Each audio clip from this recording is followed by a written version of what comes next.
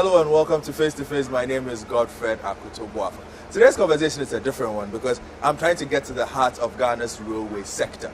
The reason why this is important because the President, Untitled Chapter, has an Agenda 2020 to redevelop Ghana's railway industry. And one man has been put in charge of the regulation and the oversight of this particular project. His name, Richard Diedon Dumbo.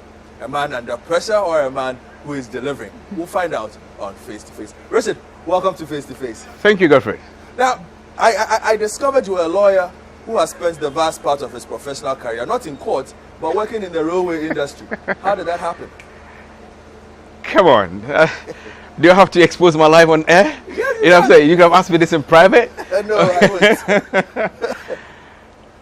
won't. Well, when I finished law school, called to the bar, I barely practiced and relocated to United Kingdom. Okay. It was ostensibly for a short period, but destiny is what destiny is. I mean, 1 year rolled into another, and before you realized, I've been there for as many years as I lived there.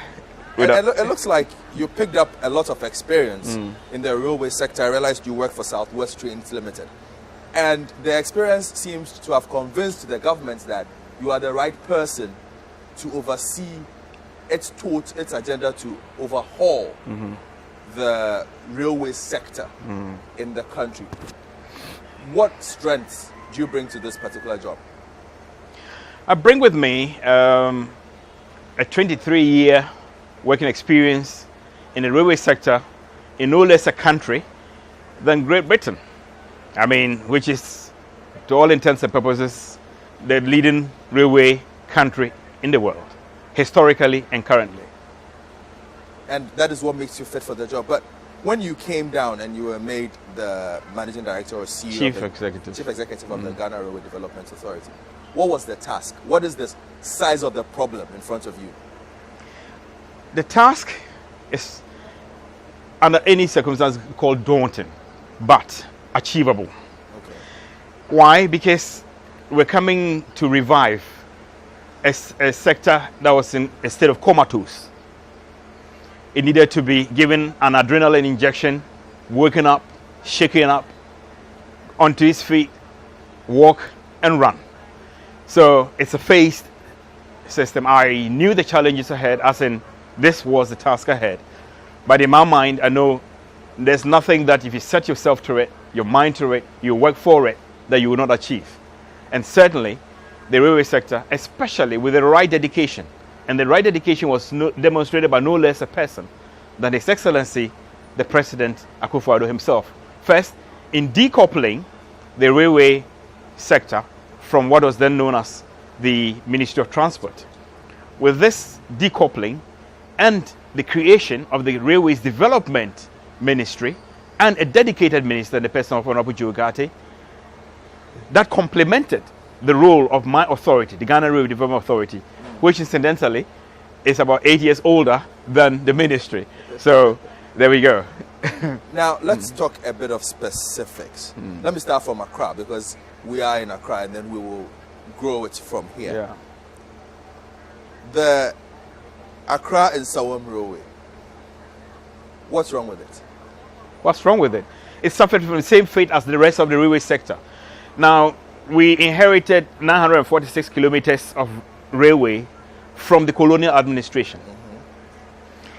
And onto that, no new development has been added. And not just no new development, but even that which was there was not maintained.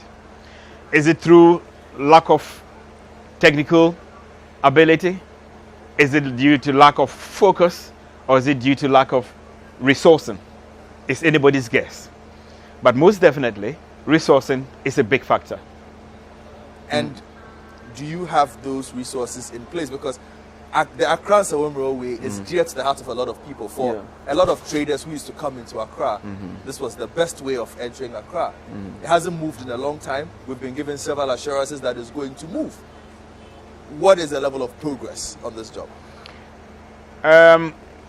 The Railway Development Authority, in conjunction with my sister company, Ghana Rail Company Limited, who are the operators on the line, in conjunction with the sector ministry, Railways Development, decided in August of 2017 that we did not need to wait for a disaster to occur before bringing services to a halt on that line. That is the Accra-Instawam line. So we brought it to a halt. And the Railway Development Authority, the owner of the asset, signed a contract with Ghana Rail Company Limited, who by law are really operators. Nonetheless, they've got the personnel who needed to be engaged. So we said, why not try one of our own? So we signed a contract with Ghana Rail Company Limited to undertake the redevelopment of that line. And as far as I know, they have completed the Accra-Tema redevelopment. They've done the test runs. And in fact, right after this interview, I'll be going to Kantamanto, where there's a train waiting for me to go with my Director of Regulations and Assurance, because my authority, the Ghana Rail Company Development Authority, is both the developer and the regulator. We are the licensing authority before the Ghana Rail Company Limited can ply the route. And thereafter, my director will determine whether to give it a clean bill of health and for service to commence. This is the same route that has some encroachers on it. And same route. This free trial was postponed. Precisely. So encroachers dealt with? And that is why we've given a 2-week period. And you would have seen on the news yesterday that there's some demolition of structures, temporary structures, around about the graphic area going toward Aveno. These are people that have been given notice, that have been moved once, twice, thrice. This is the 5th time that you blink and they're in. You blink and they're in. You know, so we gave that 2-week period, you know, within which our task force will go back and re-demolish those temporary structures again, because railways and safety, those two words are a byword. In other words, they go hand in hand. You cannot have a functional railways with safety of the beneficiaries, because the railway is meant for the benefit of the people. So you can have a functional railway, which at the same time is a danger to the people that's meant to be benefiting. Okay. And the way to do it, education and enforcement. Okay. So of course, due notice have been given. In fact, the railway corridor, by definition, is 100 meters either end of the running line. But this is what you call an administration that has the human, you know, good also in our, in our sights, in the sense that we're not enforcing that 100-meter, what do you call it, railway corridor that have been acquired for the Railway Development Authority by the colonial administration. We've gone down to as low as 50 meters away from either end. That's a lot of compromise. That's a lot of compromise. And even that 50 is been encroached upon. Not just by any, 1 or 2 meters, right down to the railway line itself. Now, it may have been okay at the time that the system was what it was, a grandfather system that was grinding to the halt that we finally brought it to in 2017, when trains were probably moving at about 5 kilometers per hour from Circle toward Kantamanto. This is a new era. What is the whole essence of the redevelopment? The redevelopment is to fortify the infrastructure to make it possible for trains to attain the speeds that they are built to attain. So, but you cannot envisage a train running from Kantamanto to Circle at 50 miles per hour with the mindset of the people that this system is dead. So there's a lot of work that needs to go beforehand, i.e. education, TV, radio, such as what we're doing at the moment. The president has lent his inconsiderable weight to the railway sector, where he's mentioned at many a place that the encroachment on the railway sector has got to stop. All hands on deck, AMA, TMA, MCs, DCEs, chiefs, all stakeholders, please let the people know that it is not a talk matter. It is a reality. The revival of the railway sector is here. With the revival of the railway sector will be the revival of the economy. Infrastructure is fundamental in achieving anything economically viable in any country. In fact, in the United Kingdom and elsewhere besides, in the developed world, the railway sector has been the engine of growth. Even the great industrial revolution was on the back of the steam engine. Yeah. So we cannot say enough about what the railway sector will do. Not only will it bus traffic in places like regional capitals like Accra, bus traffic, such as from Kasawa to Medina to Accra, Kasawa to Accra, Spintex Road to Accra, Tema to Accra. The railways will cater for all that. we will have roads that are built to last. Because at the moment, what we have is these articulated vehicles carrying overweighted, containers from Tema Harbour, plying roads that were not designed for this kind of tonnage. You go to the Western Corridor, you see these huge vehicles belonging to Dangote of Nigeria, carrying, material for the manufacture of cement. Heavy vehicles, not meant for those roads. And because there's no corporate social responsibility in many of these instances, that you have these people making big money, spoiling infrastructure that has been built with, people's money, and getting away with it. Now, the railway sector is here to take away in the UK, they say, let the train take the strain. Okay. It kind of rhymes. Let the train take the strain. So the train will be taking the strain of the roads. Okay. Yeah, you talk a good game, Mr. Dombo. Thank you. And you seem very hopeful. And we know all these things. What Ghanaians are not hopeful of is that we've heard these same messages 20 years, 30 years. Every time there seems to be a lack of funding, there seems to be a lack of political will, corruption is an issue. Are these issues that you are confident are being dealt with significantly enough for you to make progress? Because 2 years into an administration that has promised to do almost 500 kilometers of railway lines, we can say you've not even done 100. Have you? If you put it that way, I don't think it's very fair to us. I think you need to know what is entailed in rail infrastructural development before you can make an assessment. So probably if an occasion like this is an opportunity to learn. Yes. The rail infrastructural development is one of the most capital intensive you could ever envision. If I tell you that on average, it costs a minimum of about $4 million to construct 1 kilometer of rail. Now that puts that into context. In a country where our GDP is about $49 billion per annum, out of which agric, education, health, transport, defense, name it, derive, you can imagine that if we take just one strand of the Ghana Railway Master Plan, let's say on the Western Corridor, so Western Corridor being defined as from Kojokrom through to Kumasi, that we're looking at an estimation or estimated sum of about $1.3 billion, not cities. Now that puts that into context. Go and look at the allocation from, let's say, the railway sector in itself, the whole railway sector. Ambitious though this government is in terms of its allocation of resources to the railway sector, far more than the previous administration did. Let's give an example.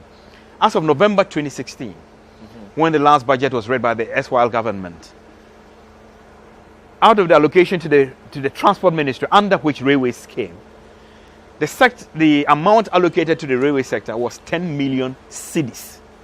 10 million cedis.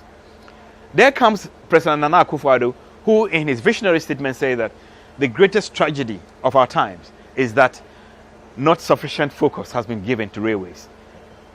He calls it a tragedy. Now, if it's a tragedy, it means it's regrettable. It has to be stopped. That's why he created a dedicated ministry. And in the very first budget of this Akufo-Addo administration, the finance minister, in his very first allocation to the dedicated ministry, gave us 517 million Ghana cedis. November, under the NDC, 10 million.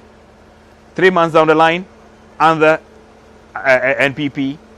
Let's not politicize it, but I'm just trying to say, under this new administration, 517 million Ghana cedis. That is a statement of intent, if ever there was any. And so, going forward, like I said, it wasn't fair, that categorization, because first you start with an intent, and a demonstrable intent, which is the example I've just given. Then comes in processes, because you do not just get up and wish a railway into being, especially where you are constrained by finance. And like I said, as a preamble, I said, if it costs about 1.3 billion for just one strand of the sector, and that we're looking at 4,009 kilometers in its entirety for the the Ghana Railway Master Plan to be realized. 4,009,000 kilometers with an estimation of about $21 billion. By the way, this is as of the 2013 estimate when the Railway Master Plan was put into place. We all know that inflation keeps rising across the world. Nothing remains stagnant.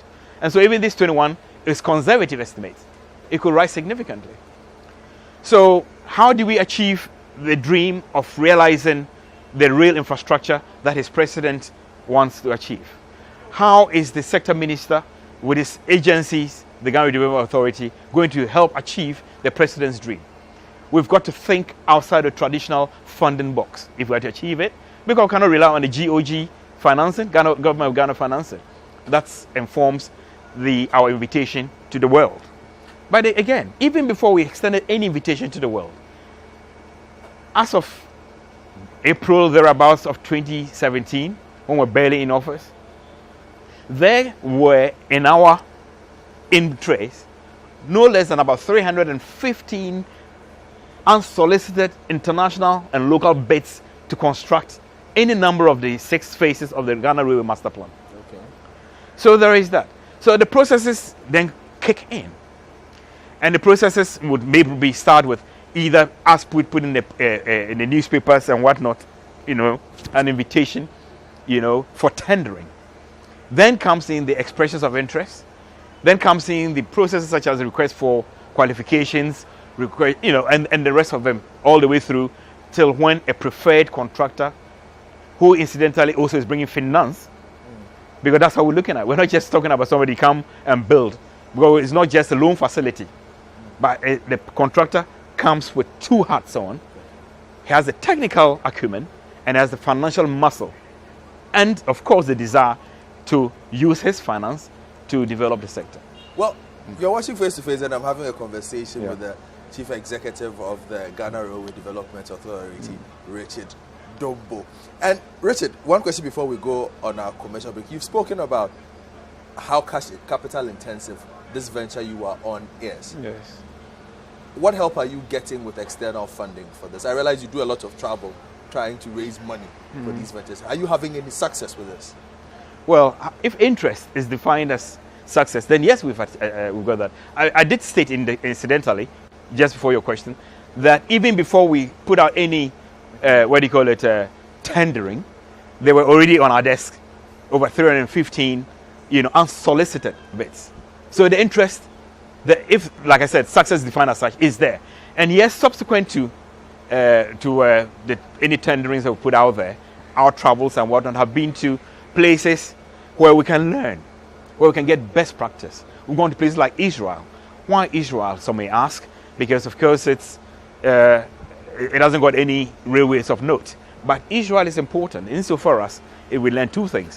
One, what you can achieve as a country with external aid if you've got the financial muscle. They've got the financial muscle. They are doing their own development. And where you can do your own development, you can dictate the pace. And that is why when I was speaking on Citi FM with your colleague Bernard Able, and he was trying to extract out of me a commitment, for timelines. I say, you've got to manage expectations of the people.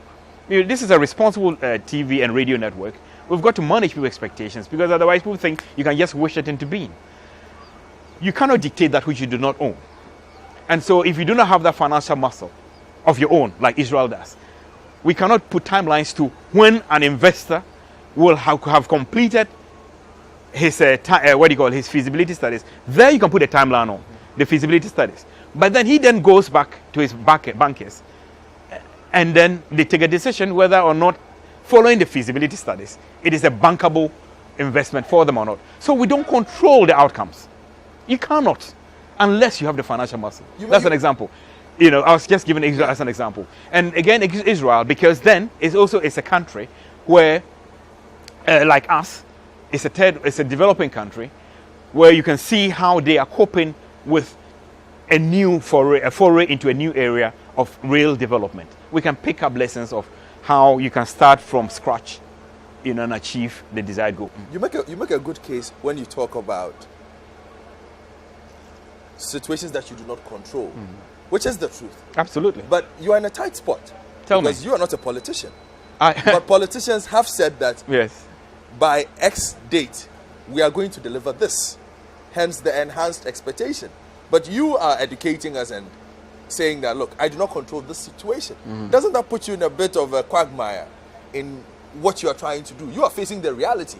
The politicians are looking at the political bottom line. Put it this way. I do not believe that my minister, who is a politician, would be irresponsible in terms of political expedience and come up with timelines that he knows. I mean, you have politicians with long, like the elephant's memory, they call it, long one. You'll come back to bite us. I'm sure he is not one to let expectations run amok, because he's the one who will carry the can. So, yes, there may be that separation between the technocrats, the implementing agency, and the politician who is the policy director. There may be that difference. Nonetheless, I do not think that, like I've just stated, that my minister will be, put himself in a bind in that regard. All right. You're watching Face to Face. My name is Godfred Akoto-Boafo. We are speaking to Richard Dombo. We'll be right back. This is The Point of View. We are live on Citi TV this and every Monday and Wednesday at 9 p.m. Tune in to The Point of View, Mondays and Wednesdays at 9 p.m. as Bernard Avlet takes the news further. He will bring the right guests, ask them the relevant questions, and get you the real insights you need on the big stories for the day. All that the industry is saying is that this tax will be incident on the person it's intended to. But when it comes to the pricing itself, individual pricing, not only are the telcos even pricing for everybody. Bernard, I don't know which network you're on. The price you get on your network will be different from the price I get. So in terms of competition amongst our members, it's as intense as anything. So The Point of View with Bernard Avlet, Monday and Wednesday nights, only on Citi TV.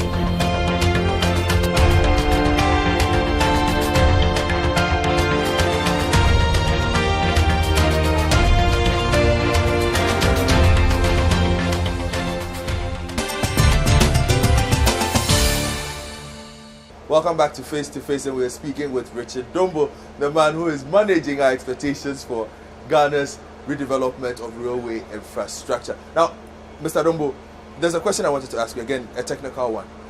There are those who've said, we don't even know what kind of rail we are going to get. Standard rail or narrow gauge rail?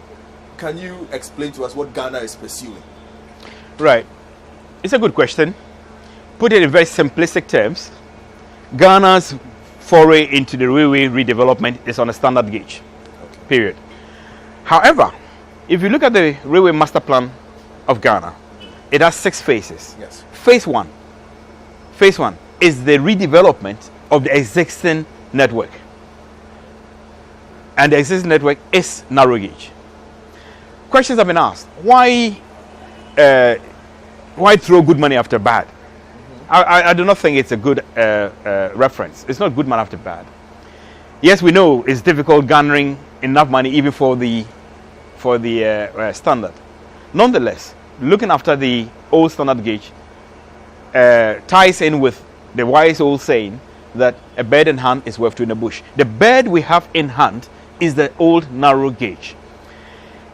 My sister company, Ghana Rail Company Limited, who have the personnel to do the operations that I own and supervise, they need revenue from the narrow gauge train to survive.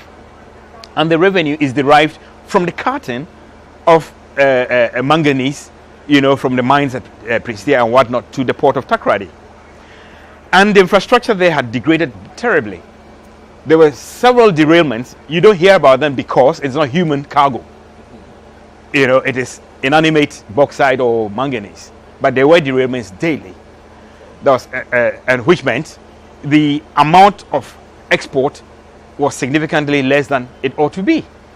So the redevelopment of that line, of those old narrow gauge lines, makes economic and business sense. makes economic, because again, the Accra Tema, Accra Nsawam commuter lines are of the narrow gauge configuration. And whereas it is taking us that long to tie down a foreign investor with a financial muscle to undertake the development, not redo, the development of new lines, however long that's going to take.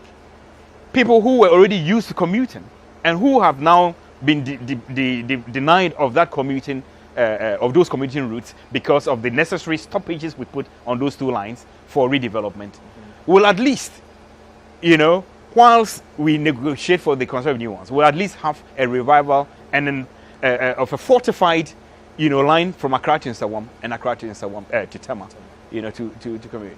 So that makes the sense in investing in the redevelopment, and incidentally, it's catered for in the master plan as phase one. Let me add a bit of aesthetics here. You know? For those of us who travel and Ghanaians who have seen images of other carriages that are used by railways, are we getting comfortable carriages? Because we've seen, you know, the carriages that we had previously. Are we getting modern carriages that will give Ghanaian commuters a decent trip? Yes, in terms of the railway carriages, this is probably where it comes into its own as regards investment.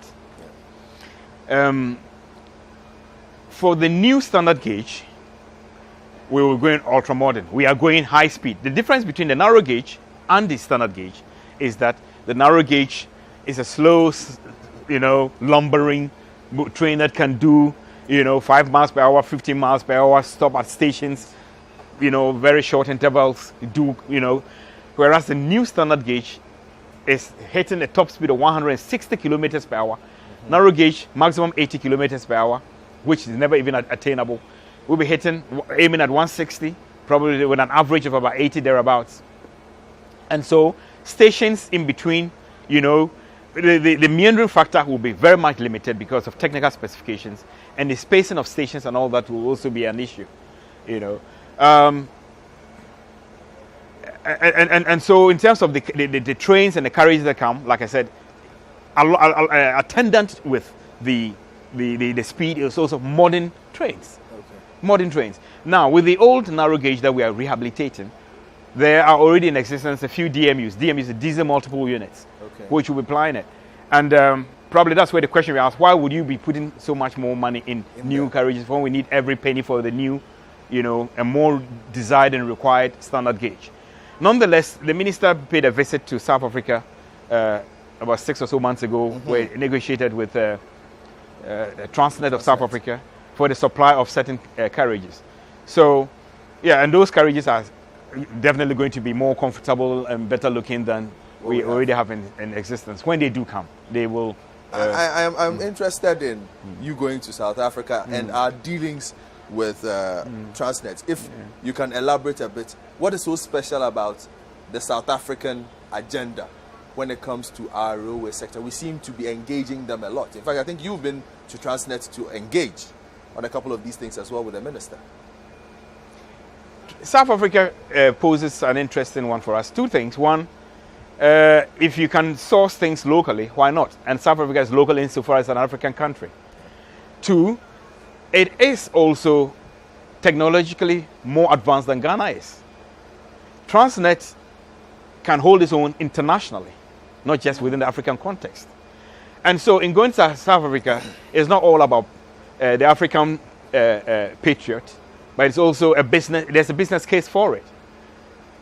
There's a business case for it, and a technological case for it. They can answer the technological question, and it's more easily accessible in terms of the transportation of wherever carriages that we, you know. And they are also mindful of the fact that this is a sister African country, you know, trying to, you know, emulate their good example. Maybe the business dealings with us are far more lenient than probably, you know, going to one of these more developed countries. Oh, okay. Now, let me ask again on two major railway lines that have been discussed. We've spoken around it, but not specifically about them. The Eastern Railway line, what's happening with that one? Yes. Remember I just said you cannot just click your finger and, hey, presto, here's a railway line. I've told you about the processes that need to be followed. And these processes are dictated fundamentally by finance. Already it's been established. The GOG, Government of Ghana, cannot fund these things. It's realistically impossible. Nonetheless, we are promising a possibility, i.e. the revival of the sector. So that means, like I've said, we have to look outside the traditional funding box. Now, with the eastern corridor, the eastern line of the railway master plan, which is by definition Tema, Accra, Nkoko, through to what you call Kumasi, we've retained PricewaterhouseCoopers as the transactional advisor, and the tenders were sent out to the international community for interested bidders. We got 45 that were shortlisted. Okay. Far more than that, but PwC shortlisted an initial 45, from which the process was initiated. Some like EOI, expression of interest, request for qualifications, request for proposals, and along all of those things, or those processes, is a keen eye on two things. That is how we move from one phase to the next, i.e. that in moving from phase 1 to phase 2 and dropping, let's say, 20 out of the 45 remaining, 25, that the 25 remaining satisfy two key criteria: financial and technical. Okay. And on and on and on, the standards are set higher to the point now it's 80%. You must reach a minimum of 80% on the score sheet, both the financial and the technical, before you can move on to the next phase. Gladly, it may seem laborious, but so it is, because in an infrastructure where the development of a single kilometer is on average costed at about $4 million, you cannot rush it. We've seen examples in other countries. When we started our journey, we were cautioned by other countries, by the World Bank, etc., that BOT does not work, that it doesn't work in XYZ countries. Then we said yes. That is why they say the wise man learns from other people's mistakes. So we are not just going in headlong because we want to revive the sector. We're just going in headlong. No, we are learning valuable lessons from elsewhere, and that is why it's taking time. In any case, you cannot rush it. How can you rush it when the money is not yours? The person or persons who have indicated out of those 45 that they want, some of them are time wasters. In other words, when you drill deep, you might find that they don't have the financial wherewithal To see you through. You understand? So assuming we just rush it and say, oh, you know what, the time is ticking. The press out there, are putting timelines on us. Get going. And we go and retain company A. Or they have all the technical specifications, but the financial, they do 5, 10, 15 kilometers. And then their bankers refuse to further bankroll them. Where are we? The same political electorate that you want to satisfy by giving a convenient time scale, the same people turn around on you and say, you've wasted the nation's money. This company has gone bankrupt. Now where are we? That is why we are taking our time. It's a slow grind, but it is a deliberate grind. Okay. It's a responsible move. We've moved from 45 down to 6. Just a week or so ago, me being a member of the Entity Tender Committee of the Ministry of Railways Development, together with the team, we met at the ministry where PwC presented the technical and financial evaluations that were used by evaluation team to arrive at the current 6. We looked at it, we probed questions, and thereafter approved of those 6 to be sent through to Central Tender Review Committee for further evaluation. Once the approval comes, then the further whittling down to the preferred contractor will take place. You cannot put a time scale to these things. All right. So a very deliberate. But gladly, that it's a deliberate move. That it is, like they say about justice, the wheel of justice grinds slowly, but justice ultimately will be reached. The railway grind is also quite slow. Slow, but it will be attained because we are not talking, we are doing. Okay. Is it the same strategy you have for the Western Railway line? It is. There's no. It is the same way. It is the same way, i.e., that there's an evaluation process going on about interested bidders, and out of whom a preferred bidder will be taken. But with the Western, GOG has initiated its own moves. We've not waited until that money comes from abroad. We've initiated our own moves in that a firm contract has been signed over Monday for the first 5 kilometers between Kojokrom and Eshiem. A subsequent contract is signed subject to a value for money audit, which is almost at its completion. Once the VFM value for money audit is completed and accepted by the ministry, then approval will be given for the 17, added to the 522, and that will be exclusively Government of Ghana sponsored project. Ideally, just like I talked about Israel, that is the best way to go. If the government can do it, we do it.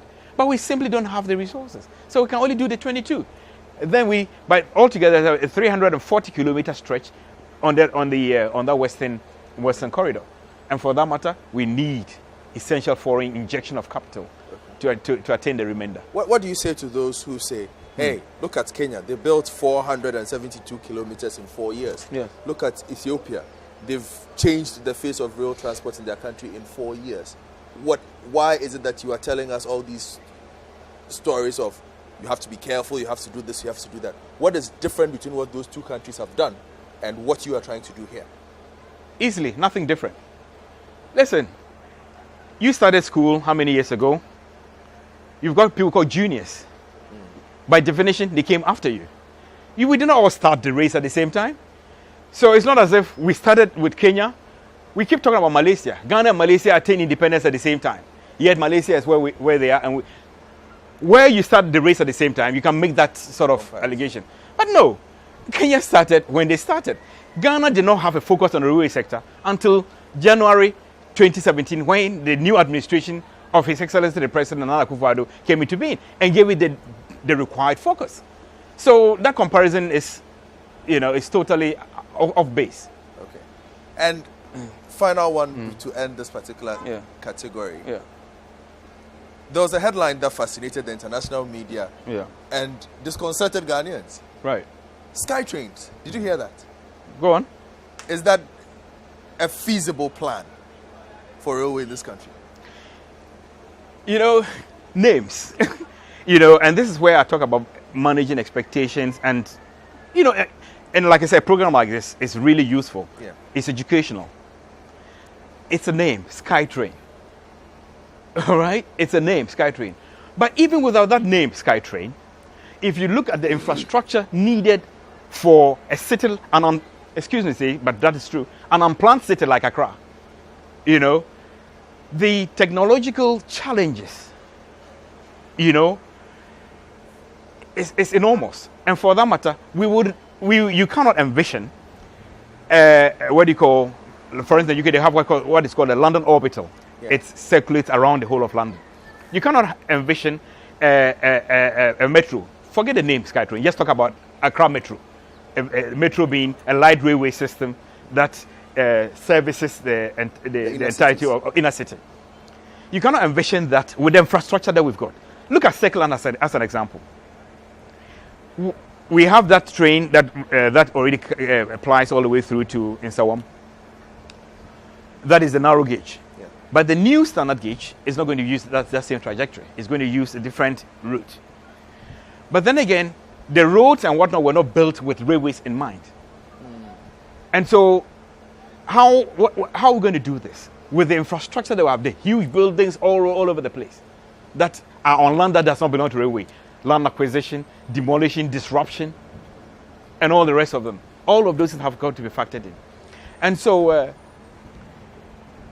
talking about the name Skytrain, like I said, it's just a name. And so when we are looking at the feasibility studies toward the design of a suitable network for Accra, they will of necessity, in many areas, be on raised elevated platforms. So will you call that a Sky Train? This company is just called Skytrain. Okay. You understand? So people play a lot on the name Skytrain. I've heard all the jokes about if I reach Achumota, how will I buy my Nkatie if I'm on the sky? But that is not the point. The point is that any train company that wins the bid to build an inner city network for us will be on elevated platforms anyway. Look at the Kenyan one.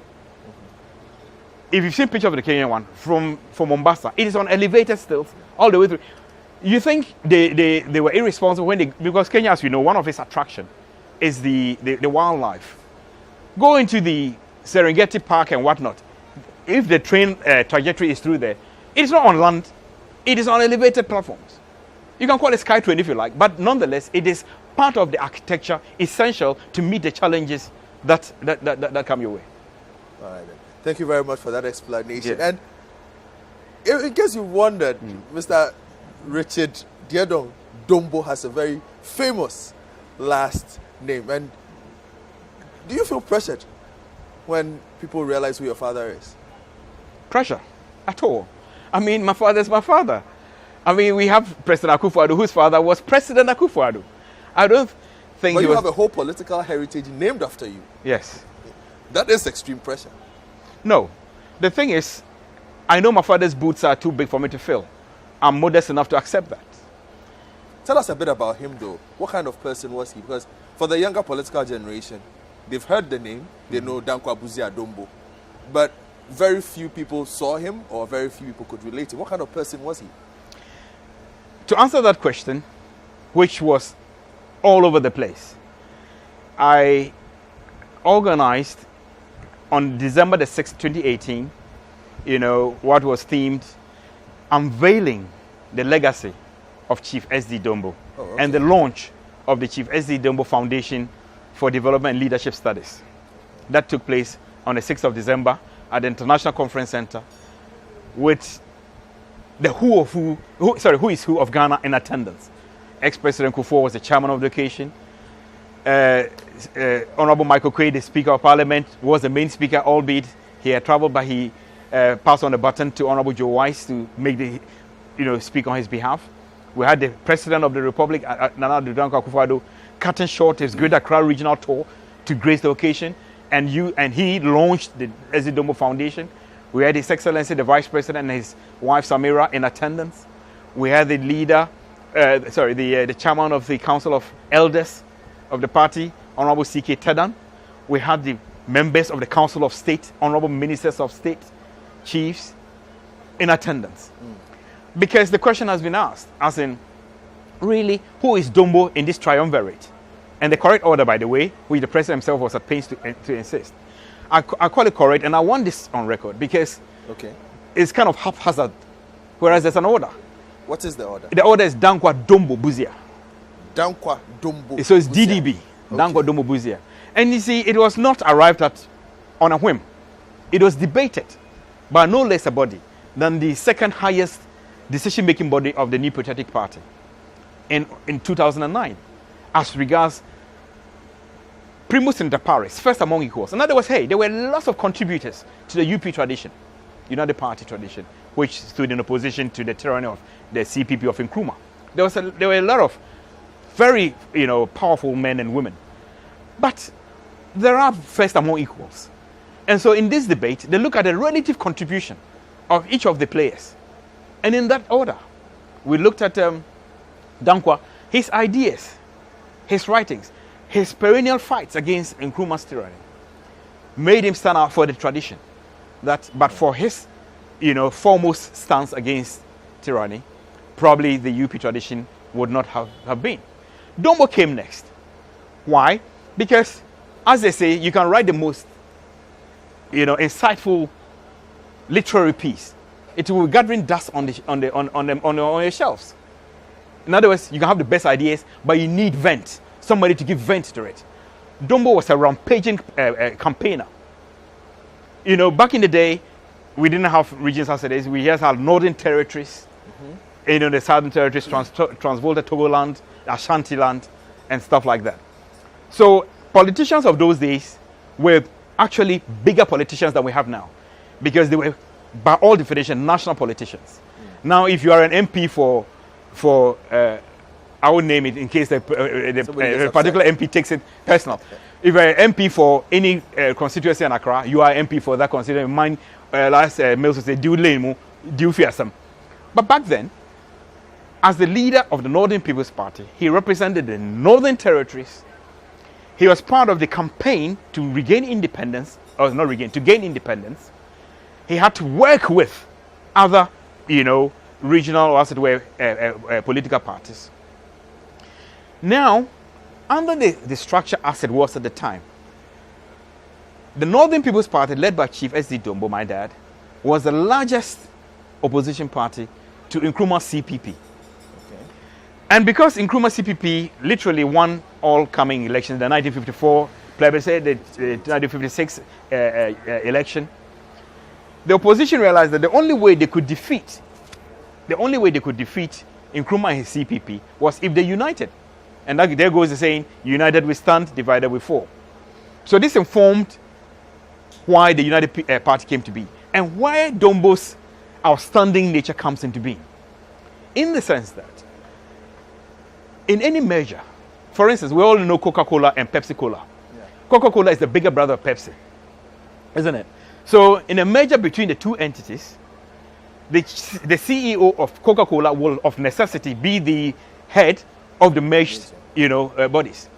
So by right, if Dombo's Northern People's Party brought more to the table than all the other political parties put together, then there's no gainsaying the fact that he did not need to even ask for it, that he ought to have been named the leader of the United Party. Okay. So that's why it's a question asked of government students of government and in politics.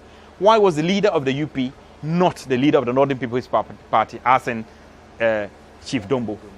Why wasn't it? And therein lies the legacy of Chief Dombo, in that he looked at the bigger picture from the north. The money was in the south, led by the Honorable Osei Akoto, whose son is the current Minister for Agri.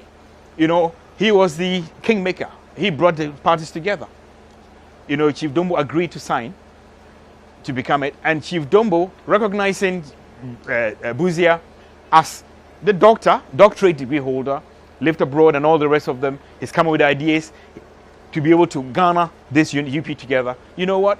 I think this man is better situated than myself. So he gave up his crown prince status to Buzia on a silver platter. Even Buzia family acknowledge it to date. And that is why political observers say if sainthood were to be bestowed, on politicians, Chief Dombo will be a candidate for sainthood because they have his unselfish nature, total unselfish. Look at the bigger picture. And incidentally, modern politicians, maybe not all, but broadly speaking, don't have that. Maybe. Nobody gives way to another. But somebody who could have just walked in by right gave it up. Even where you don't even have that right, you say you will not give it up. Fascinating political history being given to us by Richard Diendon Dombo as he talks to us about his father, the late Durina Chief Simon Diendon Dombo. Face to face, we'll be right back.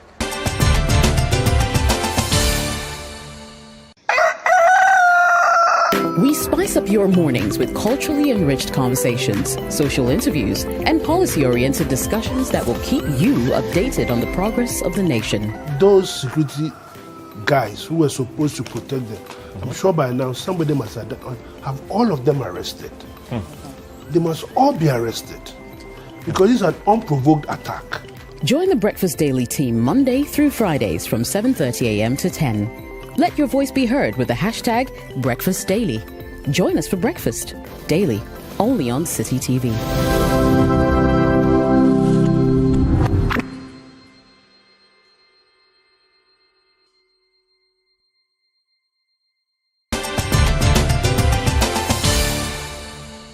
Welcome back to Face as we enter the final head. And it's been an exciting conversation. We started from railways and now talking deep-seated MPP politics and legacy. Are you interested in hardcore politics, though? Because before 2017, very few people actually had heard of you in active politics. Are you interested in politics? I'm not just interested, I'm a politician. I mean, I'm the immediate past first vice chairman of the UK branch of the NPP. Okay. And before then, I was the research officer of the UK branch again. Prior to that, in my student life, I contested the Student Representative Council of University of Ghana, Legon. Didn't get it, but I became the president of the Law Students Union in Legon.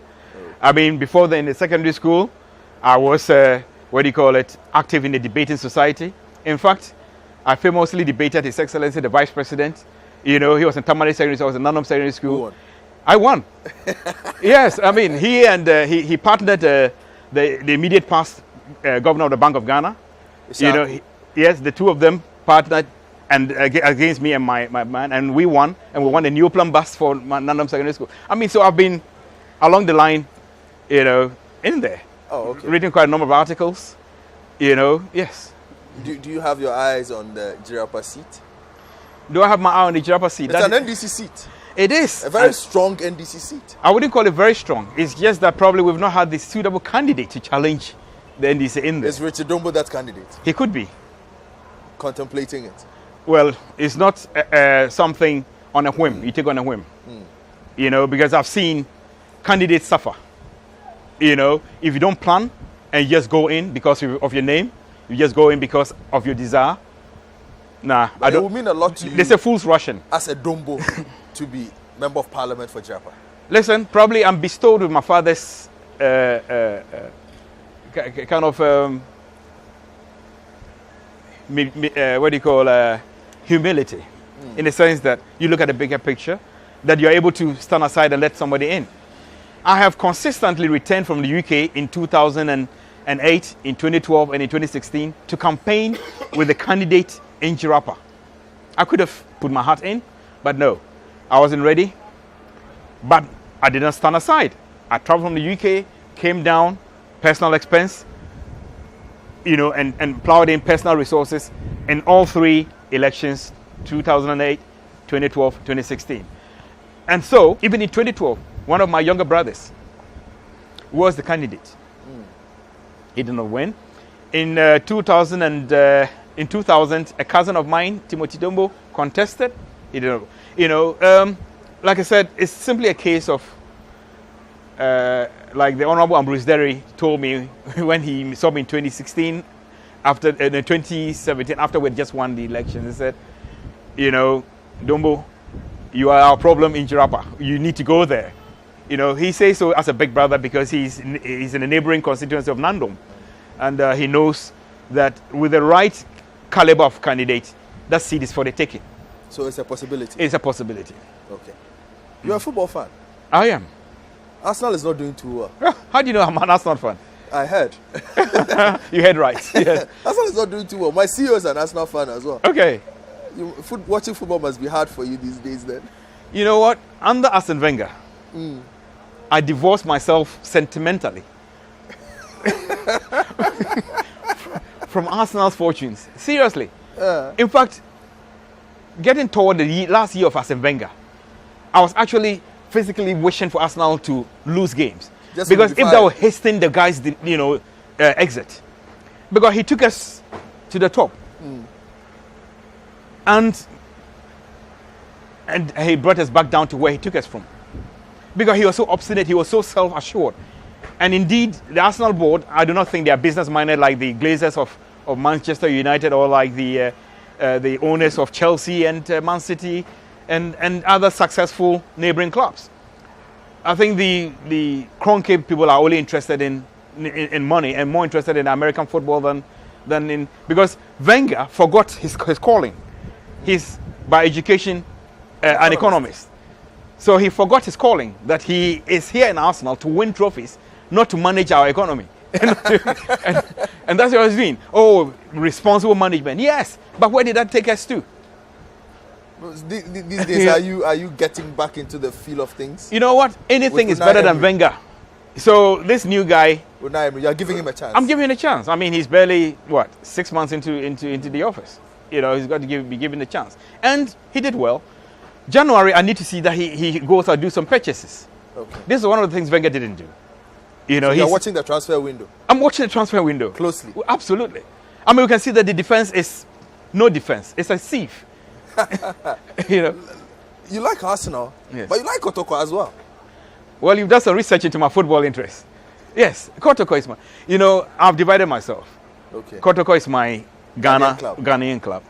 How did that happen? Because I was domiciled in the UK, okay, Arsenal is my club of preference. Because I was domiciled in Europe, each country I had a club. So in Spain, Barcelona is my team. Oh. In Germany, Bayern Munich is my team. You like all the big teams. Well, incidentally. Yes. But tell me about Kotoko though. How is it that a man hiding who started his life up there. You could have liked RTU or any of the other great teams up there. Yes. You decided to come and like Kotoko. I didn't come to like Kotoko. I supported Kotoko as a student before I left for the UK. So it's not a Latter-day Saint conversion. And these days you are still monitoring the situations there? Well, incidentally, and quite regrettably, and it's all due to this DSTV, paper, and whatnot. I wonder the gate proceeds local clubs get, because the local interest is more European than local. When you're driving along the street, you find those without tellies and those roadside shops that have televisions on. When there's a match, see the gatherings. Chelsea is on, Arsenal is on. No Kotoko and Hearts. Kotoko and even our local clubs are now being called Bechem Chelsea, Brekum Chelsea, and all the rest of them. So, I don't know. It is not a development. I don't think it's a positive development for our local football, because revenue is important, if we are to be competitive. All right, Otherwise, then it depends solely on some rich benefactor sponsoring the clubs. Thank you very much for your time, Richard. Yes. Don't worry. We hope for good things for Arsenal FC this season.